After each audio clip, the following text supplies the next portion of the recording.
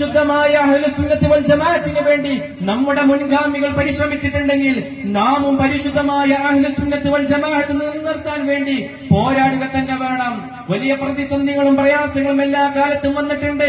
ബഹുമാനപ്പെട്ട കണ്ണിയത്ത് ഉസ്താദും ശംസുൽ ഉലമയും നേതൃത്വം നൽകുന്ന സമയത്ത് ലോകം കണ്ട വലിയ പണ്ഡിതനായ ശംസുൽ ഉലമയെ പോലും മികയ്ത്താനും പല ആളുകളും വന്നിട്ടുണ്ട്.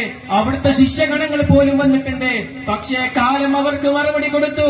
ബഹുമാനപ്പെട്ട ശംസുൽ ഉലമയുടെ വഫാത്ത് ലോകം ആ പ്രതിസന്ധികൾക്കെല്ലാം മറുപടി കൊടുത്തുകൊണ്ട് ലാ ഇലാഹ ഇല്ലല്ലാഹ് എന്ന് ഉറക്കെ കലിമ ചൊല്ലി ഈ ലോകത്തോട് വഫാത്തായിട്ടുണ്ടെങ്കിൽ ആ ശംസുൽ ഉലമയും കണ്ണിയത്ത് ഉസ്താദും കാണിച്ചു തന്ന പാതയാണ് സമസ്ത. ആ പ്രതിസന്ധി ഘട്ടത്തിൽ സമസ്തയ്ക്ക് വേണ്ടി പോരാട്ടം നയിച്ച ശംസുൽ ഉലമയുടെ വഫാത്ത് നമുക്ക് മുമ്പിലുണ്ട്. ആ പ്രതിസന്ധി സമയത്ത് നാടായ നാടുകളിൽ ചെന്ന് സമസ്തയുടെ ആദർശം പറഞ്ഞ് കെ.ടി. മാന മുസ്ലിയാരുടെ വഫാത്ത് നമുക്കറിയാം. സമസ്ത കേരള ജമിയത്തുൽ മുഅല്ലിമീന്റെ സമ്മേളന സദസ്സിൽ നിന്നാണ് മഹാനവറുകൾ പോയത്. അവരും അവിടുന്ന് ലാ ഇലാഹ ഇല്ലല്ലാഹ് ചൊല്ലി മരിച്ചിട്ടുണ്ടെങ്കിൽ ഈ ബഹുമാനപ്പെട്ട സമസ്തയ്ക്ക് വേണ്ടി ആത്മാർത്ഥമായി സേവനം ചെയ്ത പണ്ഡിത മഹത്തുക്കളുടെ വഫാത്ത് നമുക്ക് മുമ്പിലുണ്ട്. ഒരു മനുഷ്യന്റെ അവസാന വചനം ലാ ഇലാഹ ഇല്ലല്ലാഹ് എന്നായ